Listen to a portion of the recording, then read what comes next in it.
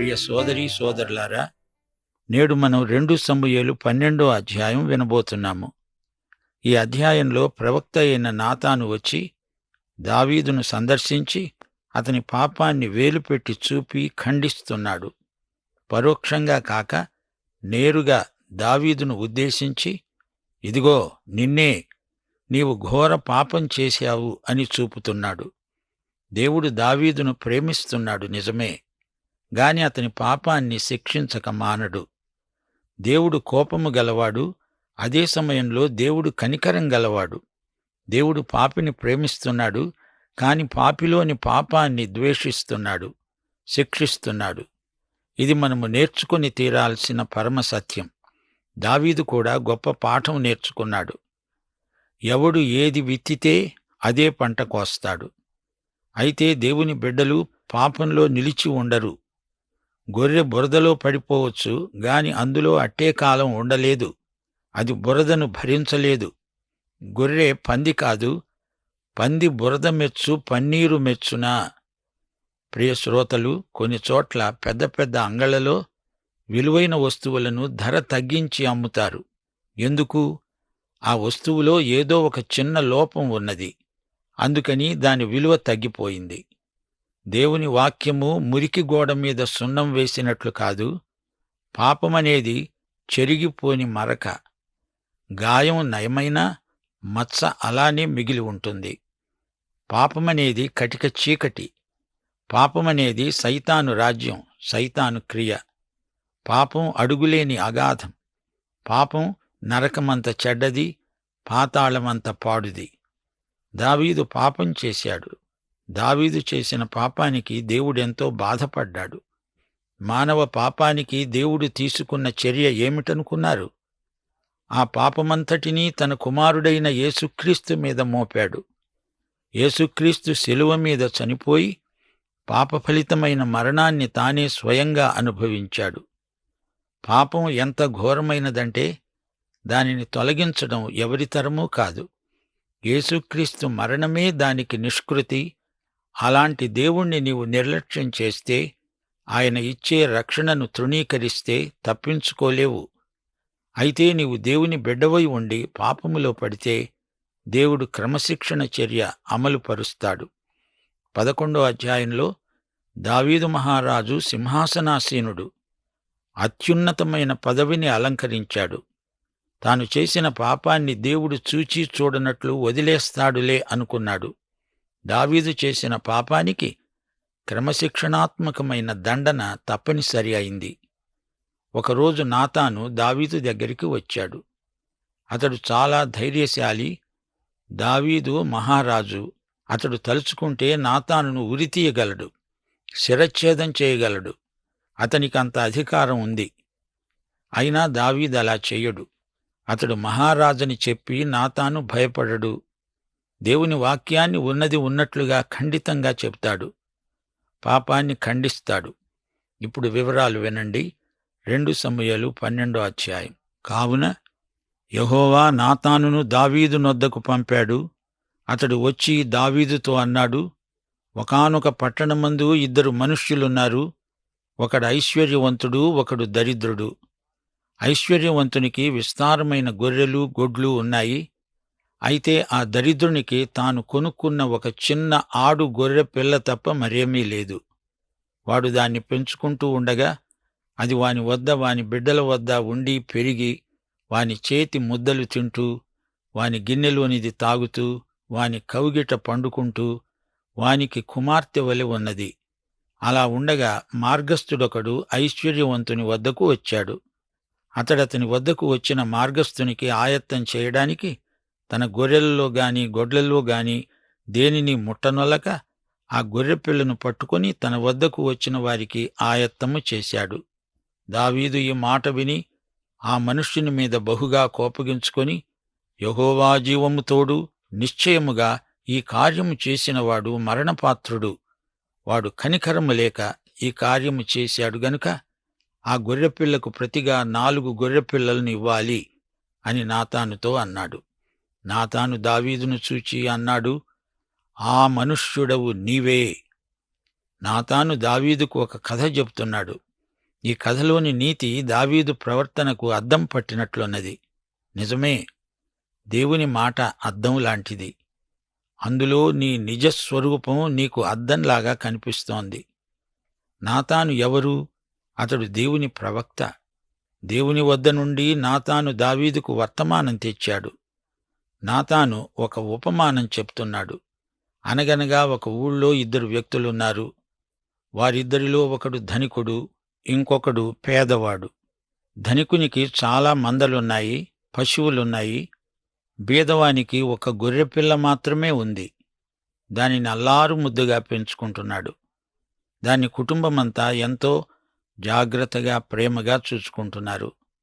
ధనికునికి బీదవానికి మధ్య ఎంత తేడా ఉన్నదో చూచారా? ఐశ్వర్యవంతులకు నిరుపేదలకు మధ్య అనాది కాలం నుంచి పోరాటం, వైషమ్యం ఉంటూనే ఉన్నాయి. పెద్ద చేప చిన్న చేపను మింగేస్తుంది. ధనికుడు బీదవాణ్ణి అణగదొక్కుతాడు. అందుకే యేసు ప్రభు అన్నాడు, బీదలు ఎల్లప్పుడూ మీతోనే ఉంటారు, కాని నేను మీలో ఉండకపోతే బీదలకు మీరు సేవ చేయలేరు, కీడే చేస్తారు. సోదరీ సోదరులారా, ఈరోజు జరుగుతున్న ప్రచ్ఛన్న యుద్ధం జాతుల మధ్య కాదు, రాజ్యాల మధ్య కాదు, ధనికులు బీదలకు మధ్య జరిగే పోరాటం. నాతాను చెబుతున్న కథలోని అంశం కొత్తదేమి కాదు. బీదవానికి ఏమీ లేదు. అతని వద్ద చిన్న ఆడు గొర్రె పిల్ల ఉన్నది. ధనికునికి అన్నీ ఉన్నాయి, కాని అతడు లోభి, పిసినారి పీచు. ఈ రోజున లోకంలో పాపం పెచ్చరిల్లిపోతోంది. పాపమనేది అంతటా ప్రసరించే దుష్టశక్తి. యేసును ఎరుగని ప్రజలు ఈ పాప సమస్యకు పరిష్కారం కనుగొనలేరు. సంస్కర్తలు ఎందరో ఉన్నారు, గాని పాపాన్ని పరిహరించగలవాడు యేసు మాత్రమే. బేదరికాన్ని ఎవరూ నిర్మూలించలేరు, యేసుక్రీస్తు మాత్రమే అది చేయగలడు. బీదలను ఉద్ధరిస్తామని చెప్పే వారి ద్వారా బీదల సంఖ్య ఎక్కువవుతోంది. ఈ పోరాటం కొనసాగుతూనే ఉంది. బీదవానికి ఉన్న చిన్న గొర్రెపిల్లను దౌర్జన్యంగా లాక్కుంటున్నాడు ధనికుడు. నాతాను ఒక సమస్యను తెచ్చి దావీదు ముందు ఉంచుతున్నాడు. దావీదు ఏ పరిష్కారం సూచిస్తాడో అని నాతాను కనిపెట్టి చూస్తున్నాడు. దావీదుకు ఉక్రోషం వచ్చింది. ఎవడా దౌర్జన్యపరుడు, వాణ్ణి వెంటనే పట్టుకొని శిక్షిస్తాను అంటూ దావీదు నాతాను కథకు ప్రతిస్పందన చూపాడు. ప్రియ శ్రోతలు, చూచారా? ఎదుటివాని కంటిలో ఉన్న నలుసును దావీదు చూస్తున్నాడు గాని అతని కంటిలోనే దూలం ఉన్నదని నాతాను చెబుతున్నాడు. దావీదు గొప్ప బోధకుడిలాగా మాట్లాడుతున్నాడు. ఎదుటి మనిషికి ఉద్రేకంగా బోధ చేయగలడు గాని తన తప్పేదో తను తెలుసుకోలేడు. మన తీర్పు ఇతరుల పట్ల చాలా ఖచ్చితమైనదే, కాని మన పట్ల మనకు అంత కఠిన వైఖరి ఉండదు. దావీదంటున్నాడు, అతడు ఎవడైనా సరే పట్టుకొని శిక్షిస్తాను, అతడు చావవలసిందే. నాతాను వెంటనే అన్నాడు, ఆ మనుష్యుడవు నీవే. ఇశ్రాయేలు దేవుడైన యెహోవా వాక్కు, నేను నిన్ను రాజుగా పట్టాభిషేకము చేసి నిన్ను విడిపించాను. నీ యజమానుని నగరిని నీకనుగ్రహించాను. ఇశ్రాయేలు వారిని, యూదావారిని నీకనుగ్రహించాను. ఇది చాలదని నీవనుకుంటే నేను మరి ఎక్కువ నీకు ఇచ్చి ఉండేవాణ్ణి. నీవు యెహోవా మాటను తృణీకరించి ఆయన దృష్టికి చెడుతనం చేశావెందుకని? ఊరియాను కత్తిచేత చంపించావు. అతని భార్యను పట్టుకొని నీ భార్యం చేసుకున్నావు. ఉపాయం చేత నీవతణ్ణి అమ్మోనీయుల చేత చంపించావు. నీవు నన్ను లక్ష్యం చేయలేదు. ఊరియా భార్యను చేపట్టి ఆమెను చేర్చుకున్నావు. కాబట్టి నీ ఇంటివారికి సదాకాలము యుద్ధం జరుగుతుంది. నా మాట ఆలకించు, యెహోవానైన నేను చెబుతున్నాను. నీ ఇంటివారి మూలంగానే నీకు అపాయం పుట్టిస్తాను. నీవు చూస్తూ ఉండగానే నేను నీ భార్యలను తీసి నీ చేరువవానికి అప్పగిస్తాను. పగటియందు వాడు వారితో శయనిస్తాడు. నీవు ఈ కార్యము రహస్యముగా చేశావు గాని ఇశ్రాయేలీయులందరూ చూస్తూ ఉండగా పగటియందే నేను చెప్పిన దానిని చేయిస్తాను. సోదరీ సోదరులారా, పాపమంటే ఏమిటో గ్రహించారా? క్రైస్తవుడవైన నీవు పాపం చేస్తున్నావంటే నీ దేవుణ్ణి తృణీకరిస్తున్నావని అర్థం. కుటుంబ పరిధిలో దావీదు చర్యలకు ఫలితంగా ఎన్నెన్నో పోరాటాలు మొదలయ్యాయి. దావీదు దేవుని శిక్షకు తల ఒగ్గాడు. దేవుడు కొట్టిన దెబ్బలను సహనంతో సహించాడు. కీర్తనలు 42 మొదటి వచనంలో తన తీవ్రమైన కోరికను వెలిబుచ్చుతున్నాడు. దావీదు ఈ విధంగా గానం చేశాడు. దుప్పి నీటివాగుల కోసమై ఆశపడేటట్లు, దేవా, నీకోసమై నా ప్రాణం ఆశపడుతున్నది. ఈ అధ్యాయం 13వ వచనంలో దావీదు పశ్చాత్తాపపడుతున్నాడు. నేను పాపం చేశాను అని ఒప్పుకుంటున్నాడు. అప్పుడు దావీదుతో నాతానంటున్నాడు, నీవు చావకుండునట్లు యెహోవా నీ పాపాన్ని పరిహరించాడు. దావీదు పశ్చాత్తాపపడి ఉండకపోతే అక్కడికక్కడే చచ్చి ఉండేవాడు. కాని దేవుడు దావీదు పాపాన్ని పరిహరించాడు. దావీదు కొడుకు చచ్చిపోయాడు. దేవుడు పాపాన్ని శిక్షించకుండా వదలడు. దేవుడు నాతాను ద్వారా పలికించాడు. ఈ కార్యము వలన యెహోవాను దూషించడానికి ఆయన శత్రువులకు గొప్ప హేతువు కలుగచేశావు గనుక నీకు పుట్టిన బిడ్డ నిశ్చయముగా చస్తాడు. నాతాను తన ఇంటికి వెళ్ళిపోయాడు. ప్రియశ్రోతలు, దేవుని శత్రువులు దావీదు చేసిన పాడు పనిని బట్టి దేవుణ్ణి దూషిస్తారు.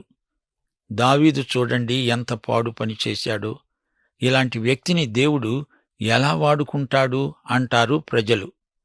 శత్రువు దేవుని నామాన్ని దూషించడానికి దావీదు చర్యలు కారణమయ్యాయి. అందుకే దేవుడు దావీదును కఠినంగా శిక్షించవలసి వచ్చింది. 15వ వచనం, యెహోవా ఊరియా భార్య కనిన బిడ్డను మొత్తినందున ఆ బిడ్డ బహు జబ్బు పడ్డాడు. దావీదు ఉపవాసముండి లోపలికి పోయి రాత్రంతా నేల మీద పడి ఉండి బిడ్డ కొరకు దేవుణ్ణి బ్రతిమాలగా ఇంటిలో ఎన్నికైన వారు లేచి అతణ్ణి నేల నుండి లేవనెత్తడానికి వచ్చారు. గాని అతడు సమ్మతించక వారితో కూడా భోజనం చేయకుండా ఉండిపోయాడు. 7వ రోజున బిడ్డ చావగా దావీదు సేవకులు బిడ్డ చనిపోయిన సంగతి అతనితో చెప్పడానికి భయపడ్డారు. ఇప్పుడు బిడ్డ చనిపోయాడని మనం అతనితో చెప్తే తనకు తాను హాని చేసుకుంటాడేమో అనుకున్నారు. అయితే దావీదు తన సేవకులు గుసగుసలాడటం చూచి బిడ్డ చనిపోయాడన్న సంగతి గ్రహించి, బిడ్డ చనిపోయాడా అని తన సేవకులను అడుగగా వారు చనిపోయాడు అని చెప్పారు. అప్పుడు దావీదు నేల నుండి లేచి స్నానము చేసి తైలం పూసుకొని వేరే వస్త్రము ధరించి యెహోవా మందిరంలో ప్రవేశించి మ్రొక్కి తన ఇంటికి తిరిగి వచ్చి భోజనము తెమ్మనగా వారు వడ్డించారు. అప్పుడతడు భోజనం చేశాడు. దావీదు సేవకులు ఆశ్చర్యపోయారు. బిడ్డ జబ్బుతో ఉన్నప్పుడు ఇంకా బతికి ఉండగా దావీదు ప్రార్థన చేస్తున్నాడు. విచారసూచకంగా గోనెపట్ట ధరించాడు, బూడిద పూసుకున్నాడు, ఏడ్చాడు, పశ్చాత్తాపపడ్డాడు, దేవుణ్ణి క్షమాపణ అడిగాడు. కాని బిడ్డ చనిపోగానే ఇంకా ఎక్కువ ఏడవడానికి బదులు లేచి నిశ్చింతగా స్నానం చేసి బట్టలు మార్చుకొని ఆరాధించడానికి దేవాలయానికి వెళ్ళాడు. ఇదంతా సేవకులకు అర్థం కావటం లేదు. సేవకులు అడిగారు, బిడ్డ జీవముతో ఉండగా ఉపవాసం ఉండి దానికోసమై ఏడ్చావు, గాని బిడ్డ చనిపోయినప్పుడు లేచి భోంచేశావు, ఏమిటిది? దావీదన్నాడు, బిడ్డ ప్రాణంతో ఉన్నప్పుడు దేవుడు నాయందు కనికరించి బిడ్డను బ్రతికిస్తాడేమో అనుకొని ఉపవాసముండి ఏడ్చాను. ఇప్పుడు చనిపోయాడు గదా, నేనెందుకు ఉపవాసముండాలి? వాణ్ణి తిరిగి రప్పించగలనా? నేను వాని వద్దకు వెళ్తాను గాని వాడు నా వద్దకు రాడు గదా. దావీదంటున్నాడు, ఆ బిడ్డ పరలోకానికి వెళ్ళాడు, నేను వాడున్న చోటికి వెళతాను. ప్రియ శ్రోతలారా, గ్రహించండి, చిన్న బిడ్డలు శిశువులు చనిపోతే పరలోకానికే వెళ్తారు. మత్తయి శుభవార్త 18వ అధ్యాయం 10వ వచనం యేసు ప్రభు అన్నాడు, ఈ చిన్నవారిలో ఒకణ్ణి కూడా తృణీకరించకుండా చూసుకోండి. వీరి దూతలు పరలోకమందున్న నా తండ్రి ముఖమును ఎల్లప్పుడూ పరలోకమందు చూస్తూ ఉంటారు. వీరి దూతలు అనగా వీరి ఆత్మలు అని అర్థం. చిన్న బిడ్డ చనిపోయినప్పుడు ప్రభువు దగ్గరికే వెళ్ళిపోతాడు. దేవుని వాక్యము ఇదే సత్యాన్ని స్పష్టంగా చెబుతోంది. అందుకే దావీదు బిడ్డ చనిపోయినప్పుడు సంతోషించాడు. తాను ఒక రోజున ఆ బిడ్డను కలుసుకుంటాడు. కాని తరువాతి రోజుల్లో దావీదు కుమారుడైన అబ్షాలోము చనిపోయాడు. దావీదు గుండెలు బద్దలయ్యాయి. అబ్షాలోము రక్షించబడినవాడు కాడు, వయస్సు వచ్చినవాడు, దుర్మార్గుడు. అప్పుడు దావీదు ఎంతో ఏడ్చాడు. దావీదు తన భార్య అయిన బత్షెబను ఓదార్చి ఆమె వద్దకు పోయి ఆమెను కొడగా ఆమె ఒక కుమారుణ్ణి కన్నది. దావీదు అతనికి సొలొమోను అని పేరు పెట్టాడు. యెహోవా అతణ్ణి ప్రేమించి నాతాను అనే ప్రవక్తను పంపగా అతడు యెహోవా ఆజ్ఞను బట్టి యెదీద్యా అని అతనికి పేరు పెట్టాడు. యెదీద్యా అనే పేరుకు అర్థం ప్రభువు చేత ప్రేమించబడినవాడు. 26వ వచనం. ఆ తరువాత యోవాబు అమ్మోనీయుల మీద యుద్ధం చేసి రబ్బా అనే పట్టణాన్ని పట్టుకున్నాడు. దావీదుకు కబురు పెట్టాడు, నీవు వచ్చి ఈ పట్టణాన్ని వశపరుచుకో. వెంటనే దావీదు యోధులను సమకూర్చి రబ్బాకు వచ్చి దానిమీద యుద్ధం చేసి దాన్ని పట్టుకొని వారి రాజు కిరీటాన్ని అతని తలమీద నుండి తీయించగా అది దావీదు తలమీద పెట్టారు. ఆ కిరీటము విలువగల రత్నాలు చెక్కినది, 2 మణుగుల బంగారం ఎత్తుగలది. దావీదు బహు విస్తారమైన దోపుడు సొమ్ము పట్టుకుపోయాడు. పట్టణములో ఉన్నవారిని బయటికి తెచ్చి రంపముల చేత, పదునైన ఇనుప పనిముట్ల చేత, ఇనుప గొడ్లెండ్ల చేత వారిని తుత్తునియలుగా చేయించి వారిని ఇటుక ఆవములో బట్టీలో పడవేయించాడు. అమ్మోనియ పట్టణాలన్నింటినీ దావీదు అలాగే ధ్వంసం చేయించాడు. ఆ తరువాత జనులంతా తిరిగి యెరూషలేముకు వచ్చారు. ప్రియ శ్రోతలు, చూచారా? దావీదు యుద్ధంలో జయిత్రయాత్ర చేస్తున్నాడు. దావీదు రాజ్యం ఎంతో విస్తరిస్తున్నది. అయితే అతడు చేసిన పాపం విషయమేమిటి? ప్రభువు దానిని చూచి చూడనట్లు వదల్లేదు. వచ్చే అధ్యాయంలో దావీదు కుమారుడు ఒక భయంకరమైన నేరం చేశాడు. తన చెల్లెలను మానభంగం చేశాడు. అబ్షాలోము అతణ్ణి చంపాడు. అది ఒక అప్రతిష్ట. ఈ వార్త ఇశ్రాయేలు అంతటా వ్యాపించింది. అందరూ ఏమనుకున్నారు? దావీదు రాజును చూడండి, అతడు తన సొంత ఇంటినే సరిదిద్దుకోలేడు, మనల్ని ఎలా ఏలుతాడు? దావీదు ఇలాంటి అపఖ్యాతికి గురి కావలసి వచ్చింది. దావీదు తాను చేసిన తప్పిదానికి రావలసిన శిక్షను భరించాడు, సహించాడు. 51వ కీర్తనలో వాపోయాడు. తనకు రావలసిన శిక్ష అని గుర్తించాడు. దేవా, నీ కృప చొప్పున నన్ను కరుణించు. నీ వాత్సల్య బాహుళ్యము చొప్పున నా అతిక్రమములను తుడిచివెయ్యి. నా దోషం పోయేటట్లు నన్ను బాగా కడుగు. నా పాపం పోయేటట్లు నన్ను కడుగు. నీ రక్షణానందము నాకు మరల పుట్టించు. సమ్మతిగల మనస్సు కలుగజేసి నన్ను దృఢపరచు. దావీదు వేడుకుంటున్నాడు, ప్రభూ, నన్ను తిరిగి నీ సహవాసంలోనికి రానియ్యి, నన్ను కనికరించు. సోదరీ సోదరులారా, దావీదు జీవితంలో ఇక మీదట ఎన్నెన్నో కుటుంబ సమస్యలు తలెత్తుతాయి. ఎవడు ఏది విత్తుతాడో అదే పంట కోస్తాడు. ఇదే సూత్రం దావీదు జీవితంలో పనిచేసింది.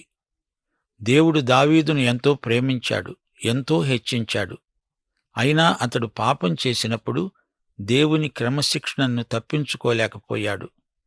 ఇందులో కూడా దేవుని కృప మనకు స్పష్టంగా కనిపిస్తోంది.